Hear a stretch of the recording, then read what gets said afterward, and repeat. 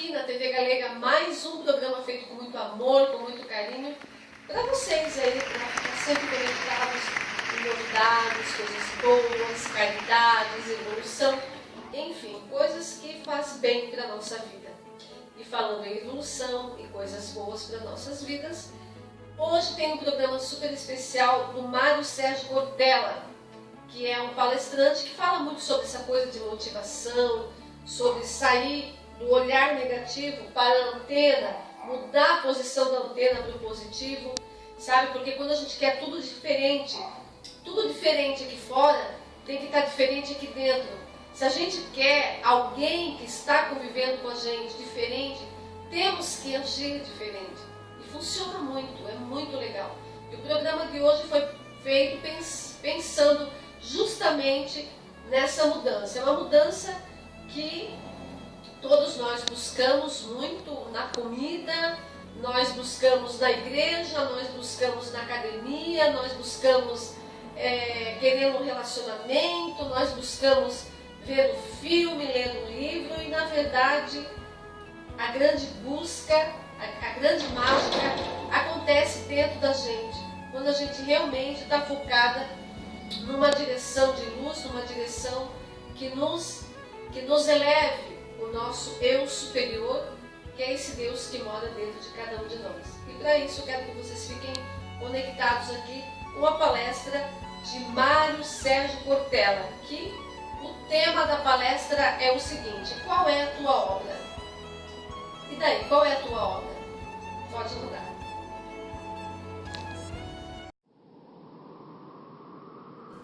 Olá. Eu gostaria que vocês assistissem um trecho desse filme.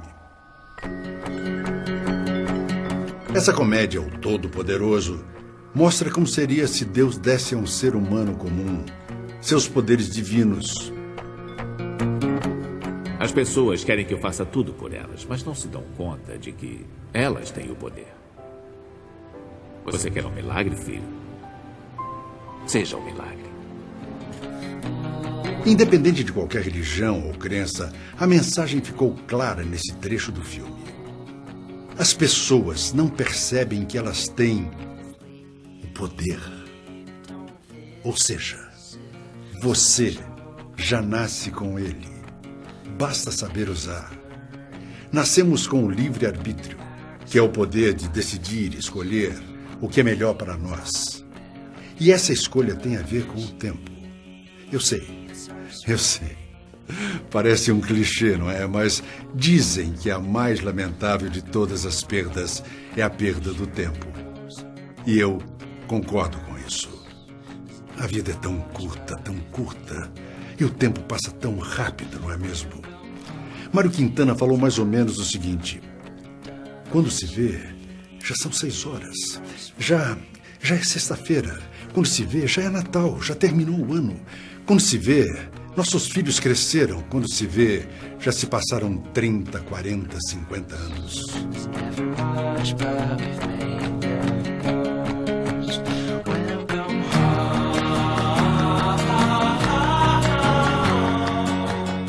E aí? Aí fica tarde. O sol se põe.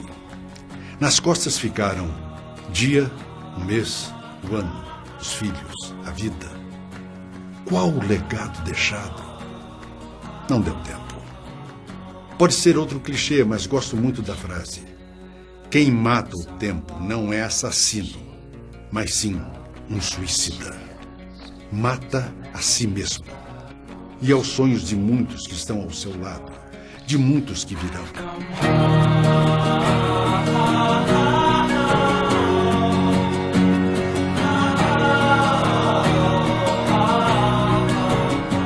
A maturidade nos ensina algumas coisas.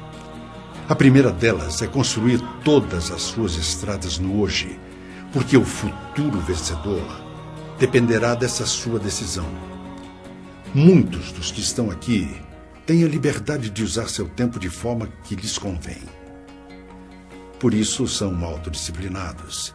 E assim sendo, procuram fazer escolhas certas dentro dos limites, dentro das regras, não é mesmo? Porque gerenciar a vida é uma questão de escolha. Não se pode perder tempo, por exemplo, escolhendo reclamar e amaldiçoar sua sorte, ao invés de encarar o sol da manhã no rosto e ver as oportunidades que lhe aparecem.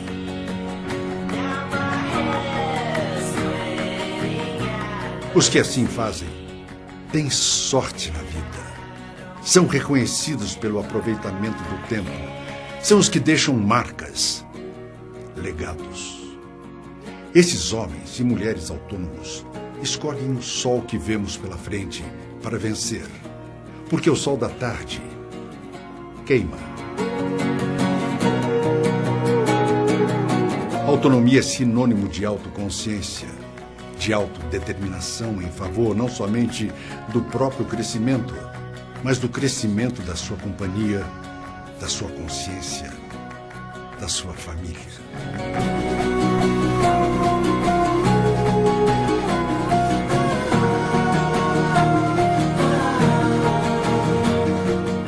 Preparem-se, encham-se de sabedoria, façam um pacto com o tempo e usem-no a seu favor.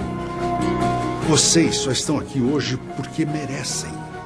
Então, vão em frente. Sorriso no rosto e firmeza nas decisões. Deixem sua marca. Você quer um milagre? Seja um milagre. Bom evento a todos.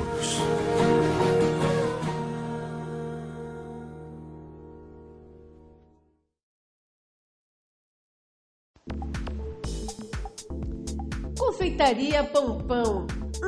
Começar o dia com aquele delicioso pão quentinho para o seu café da manhã, da tarde ou até mesmo no final do dia. Bolos ou tortas deliciosas para um lanche especial. Aqui na Confeitaria Pão tem tudo que a gente gosta de dar água na boca. Pãozinho quente a toda hora, tudo é uma delícia. Aqui na Benjamin Constant, número 1851, no bairro Asilo. Ou na rua Benjamin Constant, 412, bairro Asilo. Confeitaria Pão, a sua melhor opção. Formento, excelência em lazer. A Formento é uma empresa que fabrica e comercializa playground, mobiliário urbano, bancos e lixeiras para áreas externas, grama sintética e pisos emborrachados para todo o Brasil. Presente no mercado desde 2009, estamos sediados na cidade de Blumenau, em Santa Catarina. Missão e visão. A Formento tem em sua missão produzir produtos com funcionalidade, qualidade e elevada segurança. Maiores informações no telefone 3053 0060 ou 9979 2473.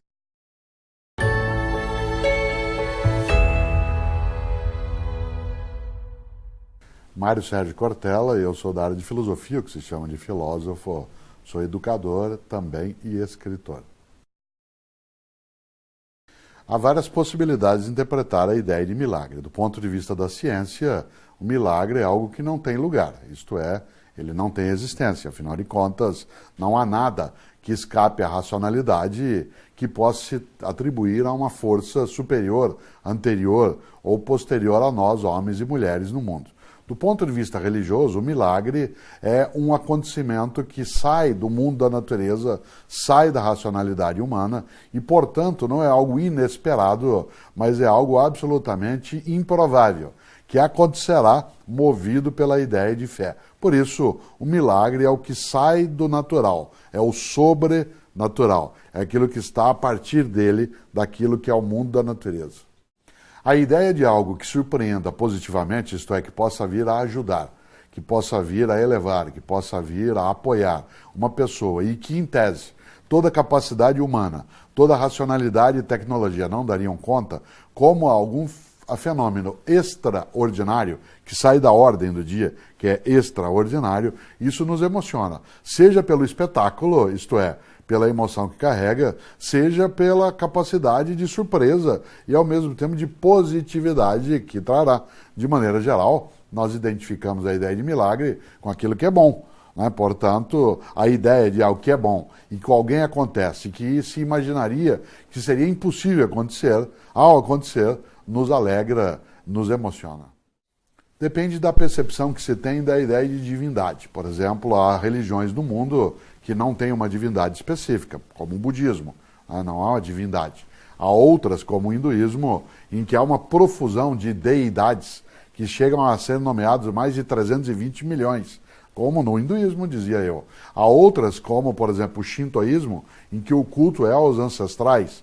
Algumas práticas religiosas no mundo da África, ou naquilo que são os habitantes originais do Brasil ou da América, que têm uma polivalência, né, de forças divinas. Existe a ideia de colocar Deus como sendo uma força sagrada que pode estar no singular, como acontece com algumas religiões, pode ser masculino, como acontece com outras, pode ser plural, como está em outras delas, mas em todas as formas de prática religiosa, a ideia do sopro divino, seja ele o nome que tiver, é aquele que é fonte de vida e ao mesmo tempo é aquele que cuida e ao mesmo tempo julga para que a vida não seja sem sentido. A epifania do milagre, isto é, ele vir à tona, ou daquilo que é sobrenatural, ela não acontece apenas naquilo que é no campo religioso. Por exemplo, a reverência ao sagrado, a capacidade de respeito e admiração da vida, ela acontece em cenas que pareceriam banais. No Rio de Janeiro, há uma prática antiga de, no final do domingo, na praia, ali na Zona Sul, quando o sol começa a se pôr, aplaudir o pôr do sol. Quando, por exemplo, uma criança nos abraça ou nos dá um beijo roubado e sai correndo, quando você vê uma violeta na sua manifestação colorida vir à tona, quando você vê um rio correndo ou você nota uma revoada de pássaros, tudo isso te dá uma percepção de que a vida ultrapassa a mera materialidade, de que ela vai muito além de átomos, né, e, portanto, muito além da mera biologia em si, ou da química ou da física. Essa percepção que é de religiosidade, ela não é necessariamente de religião. Ela é uma manifestação de sacralidade.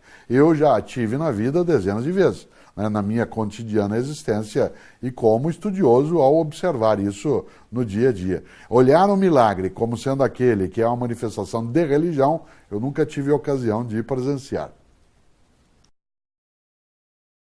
Não tem como nós existirmos vivendo apenas o presente. Nós temos primeiro memória, que nos traz à mente aquilo que já foi. E, em segundo lugar, um desejo de dar o próximo passo com alguma clareza daquilo que virá. Por isso, nós somos um animal histórico, isto é, nós temos passado, presente e futuro. A impossibilidade de conhecer alguma coisa em relação ao futuro pode gerar em nós desespero. Por isso, alguns de nós na história procuramos a adivinhação, procuramos aquilo que seria a magia, procuramos ler no céu ou na terra o que seria a razão da explicação. Outros trabalham com a ideia de ciência. Isso gera, inclusive, algo muito curioso. Por exemplo, há pessoas que de manhã, ao acordarem, ao pegarem um jornal, elas não acreditam na previsão do tempo, mas acreditam no horóscopo. Elas não dão crédito a uma área do conhecimento, que é a meteorologia, que vai anunciar o que vai acontecer amanhã e depois, em termos de temperatura, de precipitação de chuva, etc. Mas ela olha um horóscopo que não tem de base uma fundamentação empírica, embora faça parte da história, e dá a ele credibilidade. Por isso é uma questão de escolha, mas nós nunca ficamos fora da necessidade de olhar nossa história, passado, presente e futuro. De maneira alguma, a gente pode enxergar naquilo uma tendência. Ao contrário de outros animais, se até a gente quisesse retomar o que disse um dia Freud brincando, Freud disse biologia é destino. Biologia é destino. Se você imaginar um cão, um gato, um peixe, ele seguirá a natureza dele. E essa natureza, ela não é mexível por ele mesmo, só pelo ambiente ou por uma mutação genética, como lembrou Darwin.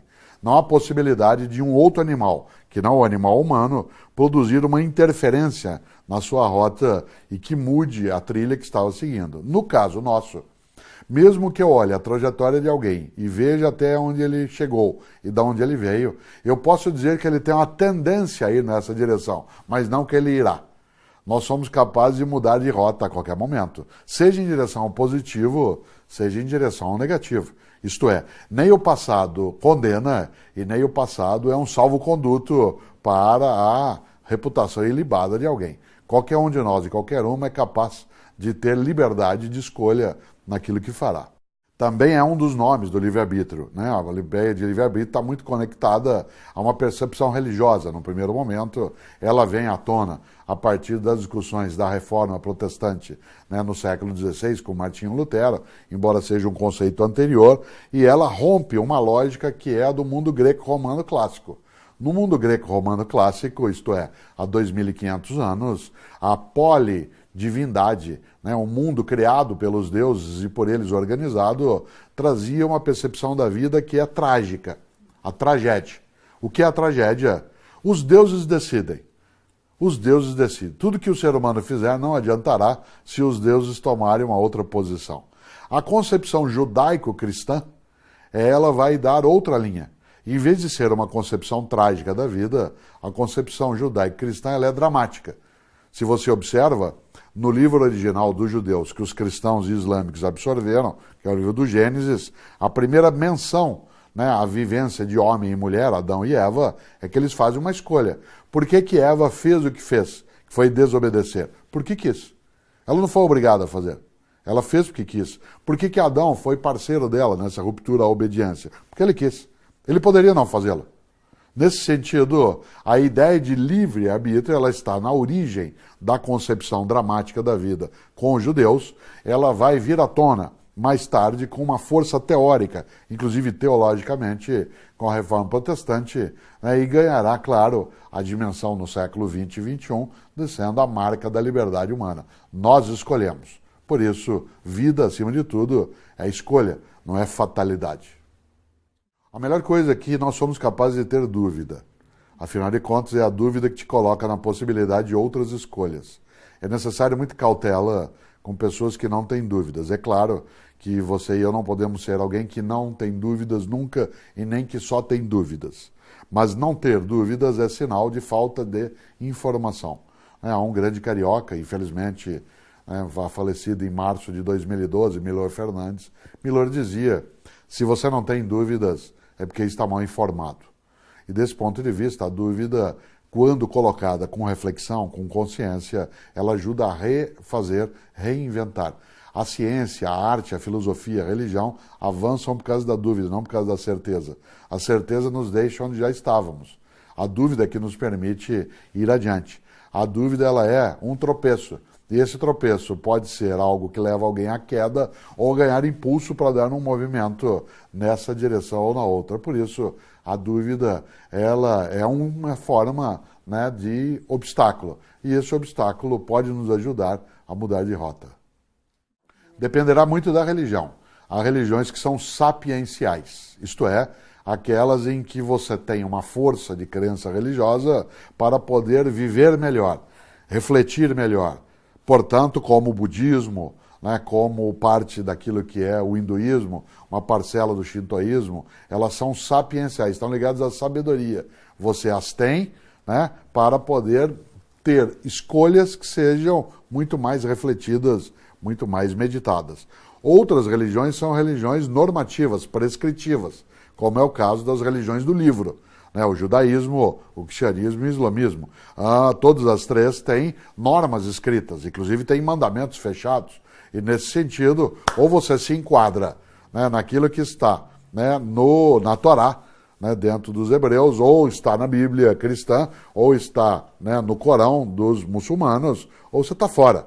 Aí, desse ponto de vista, dependerá muito. Há pessoas que têm uma religiosidade que as deixa muito mais livres. Isso não significa libertinas, perdidas, mas mais livres para a escolha. Outras nem sempre. Agora, toda religião é a escolha de um caminho. E se você escolhe um caminho, você exclui todos os outros. Desse ponto de vista, não há como fazer escolha sem exclusão. Toda escolha é uma exclusão. Quando você me pergunta quem é você, ao dizer quem eu sou, eu estou dizendo o que eu não sou. Eu não sou todo o restante, exceto aquilo que eu mesmo digo que sou. Quando alguém pergunta qual é a tua profissão, eu digo eu sou professor, eu estou excluindo o restante. Portanto, toda escolha é exclusão. E religião é escolha. Religiosidade não.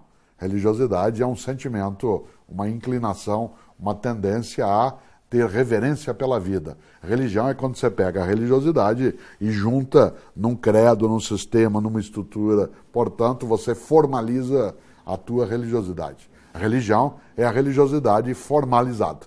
Religiosidade é um sentimento. Felicidade é uma vibração intensa, um momento em que eu sinto a vida em plenitude dentro de mim e quero que aquilo se eternize. Felicidade é a capacidade de você ser inundado por uma alegria imensa por aquele instante, por aquela situação. Aliás, felicidade não é um estado contínuo. Felicidade é uma ocorrência eventual. A felicidade é sempre episódica. Você sentir a vida vibrando, seja num abraço, seja na realização de uma obra, seja numa situação em que teu time, por exemplo, vence, seja porque algo que você fez deu certo, seja porque você ouviu algo que queria ouvir, é claro que aquilo não tem perenidade. Aliás, a felicidade, se marcada pela perenidade, seria impossível. Afinal de contas, nós só temos a noção de felicidade pela carência. Se eu tivesse a felicidade como algo contínuo, eu não a perceberia. Nós só sentimos a felicidade porque ela não é contínua. Isto é, ela não é o que acontece o tempo todo, de todos os modos.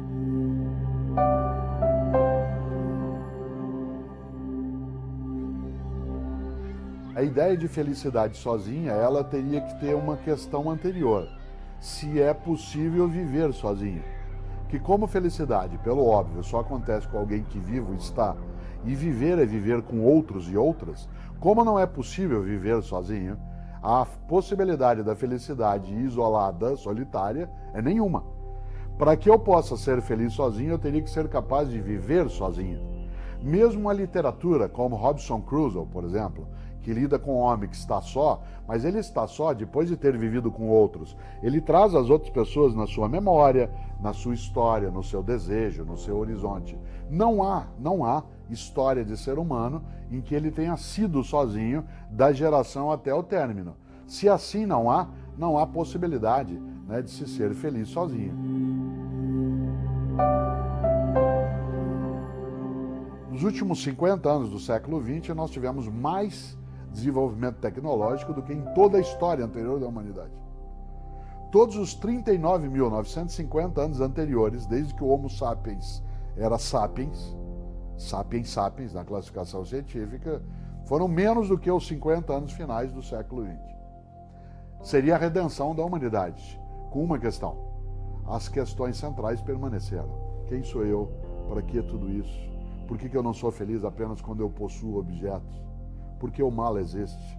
Por que eu não tenho paz em meio a tanta convivência? Nesta hora, não só a religiosidade ela sofreu um revival, como a filosofia passou a ser de novo interessante.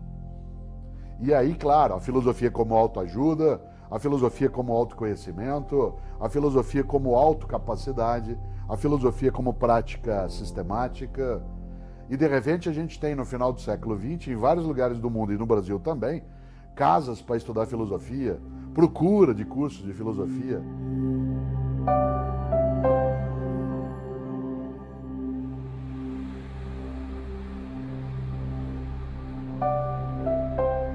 Nós somos o único animal que é mortal, né? Todos os outros animais são imortais. Que embora todos morram, nós somos o único que além de morrer, sabe que vai morrer. Teu cachorro está dormindo sossegado a essa hora, teu gato está tranquila. Você e eu sabemos que vamos morrer. Desse ponto de vista, não é a morte que me importa, porque ela é um fato.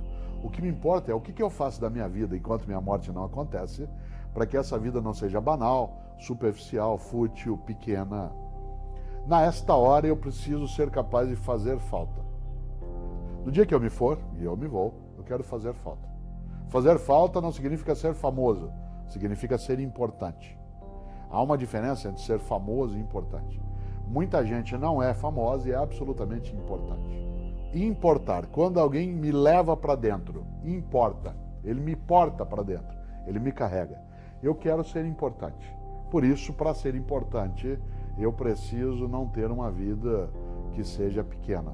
E uma vida se torna pequena quando ela é uma vida que é apoiada só em si mesmo, fechada em si. Eu preciso transbordar, ir além da minha borda. Preciso me comunicar preciso me juntar, preciso me repartir. Nesta hora, minha vida, que sem dúvida ela é curta, eu desejo que ela não seja pequena.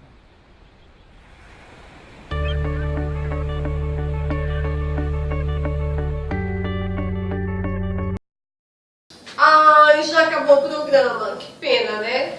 Semana que vem tem muito mais. Eu vou falar sobre vários palestrantes aqui no programa Nilda Cardoso, para dar um ânimo, dar um up na energia da gente. Ó, eu quero que vocês saibam que nada é fora, nada é externo, tudo é interno, tudo é dentro. O fora só muda quando mudamos aqui dentro.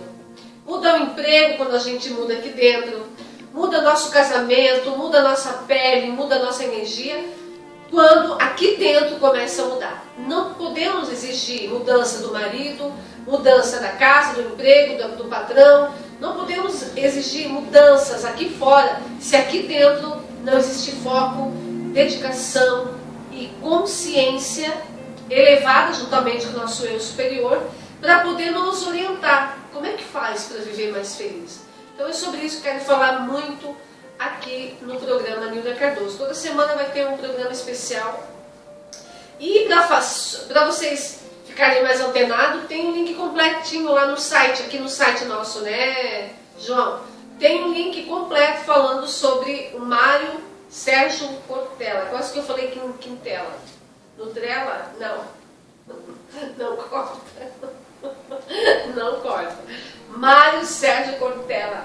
Adoro esse palestrante, fala coisas incríveis e eu quero que vocês acessem aqui o programa no site e prestem muita atenção no que ele tem para falar, que é muito legal. O mundo nosso aqui fora só muda quando o nosso mundo aqui dentro está disponível, está aberto a mudanças. Caso contrário, não podemos brigar com aqui fora, se aqui dentro continua a mesma coisa de sempre. Beijo, até semana que vem. Eu amo vocês. E vocês podem fazer da sua semana a melhor semana da sua vida. Basta querer. Beijo, até semana que vem. Tchau,